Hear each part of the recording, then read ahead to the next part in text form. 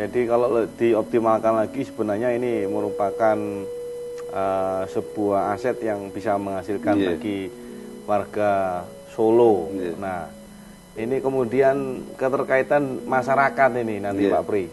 Kalau melihat seperti ini, apakah apa istilahnya bisa memberikan masukan kepada Pemkot ataukah kepada anggota dewan begitu seperti apa ya? Kalau melihat lagi 2015 ini juga akhir tahun Bang wonten akhir masa jabatan wali kota. Nah, ini nanti gimana ini nanti sampai kapan seperti ini dan pripun ngoten.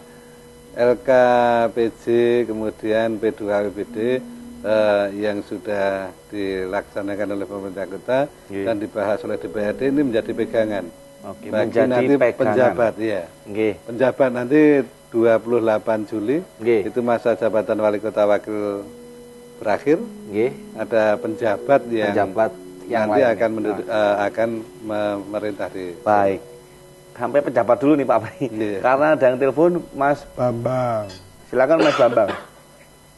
Monggo. Selamat malam. Pak Supri. Ujung dalu Mas Bambang.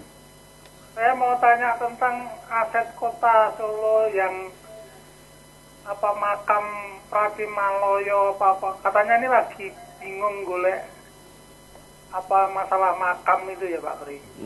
Untuk lahan. Jelasnya gimana tuh Pak? Jelasnya seperti apa? Terima kasih Pak Pri. Matur nuwun. Terima kasih Pak Bambang. Matur nuwun. Kejelasan.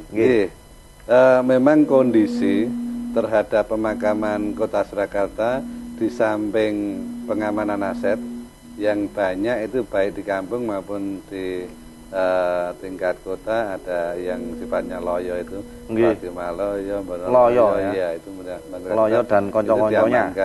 Kemudian dari fasilitas yang ada di makam itu jalan itu sudah digusur atau ditempati untuk pemakaman, jalan yang di tengah maupun akses yang di makam. 1-2 tahun ke depan ini sudah habis tempatnya, sehingga Komisi 2 dengan DKP sudah membahas secara detail untuk nantinya membeli lahan baru di luar Kota Surakarta yang enggak jauh-jauh lah, di sebelah utara Kota Surakarta. Sudah ada kajian terkait dengan tempatnya, kemudian kira-kira harganya dan sebagainya. Minimal 30 hektar untuk nantinya bisa memenuhi sampai 10-20 tahun. Baik. Sehingga nanti kami persiapkan di 2016 untuk membeli lahan. Membeli lahan. Baik, ke penelpon lagi menika. Wonten sinten? Halo. Selamat malam. Halo. Jagoan Sar Gede kalian sinten menika? Dengan Putut di Gandean. Putut di Gandean. Menjual soal aset kota atau aset pemerintah. Itu untuk warga-warga yang tinggal di bantaran sungai dan bantaran rel itu nasibnya gimana? Itu kan mereka juga kebanyakan tinggal secara ilegal. Nah itu bagaimana untuk solusi penyelesaiannya cuma dari Pak Supriyadi itu? Ya itu termasuk aset kota atau pemerintah pusat atau aset siap dinas milik siapa saya juga nggak tahu. Yang pasti mereka menempati bangunan-bangunan secara ilegal. Bagaimana penyelesaiannya? Terima kasih. Nah ini memang masalah yang ada klasik. Ada penyelesaian yang barangkali kurang maksimal apa pripun menika Pak Pri panjenengan pirsa. Iya, memang pasca reformasi ya itu aset-aset yang ada di pemerintah kota yang itu milik negara, provinsi maupun kota sendiri itu banyak yang ditempati, baik itu di bantaran sungai, kemudian di tempat space publik, kemudian juga ada di tepi jalan dan sebagainya. Khusus untuk bantaran sungai yang ada di Bengawan Solo sudah kita programkan mulai 2016 2008. Itu untuk relokasi karena kebetulan saya terlibat langsung. Saya mulai 2004 menjadi DPRD sehingga terlibat langsung. Niku pun sedaya napa total sudah. Total dalam arti untuk tanah negara nggih. Ada juga yang tanah privat, tanah hak milik yang sekarang ini masih menyisakan ya kurang lebih puluhan hak milik yang itu masih terproses untuk nanti diselesaikan yang di bantaran Bengawan Solo. Kemudian ada bantaran Sungai Gajah Putih, ada bantaran Sungai PP. Itu nanti solusinya adalah memindahkan dengan biaya bongkar. Biaya bongkar. Iya. Yang paling ideal adalah biaya bongkar. Karena apa? Karena sudah terlanjur, kemudian masyarakat yang dulu mungkin di era reformasi euforia ya, sehingga untuk pengendalian terhadap aset-aset waktu 99 itu kurang maksimal, sehingga hampir seluruh wilayah yang itu di pinggiran sungai maupun jalan, kemudian ada di Banjarsari dulu juga demikian, sehingga kosnya terlalu tinggi. Ada yang bersifat ganti rugi.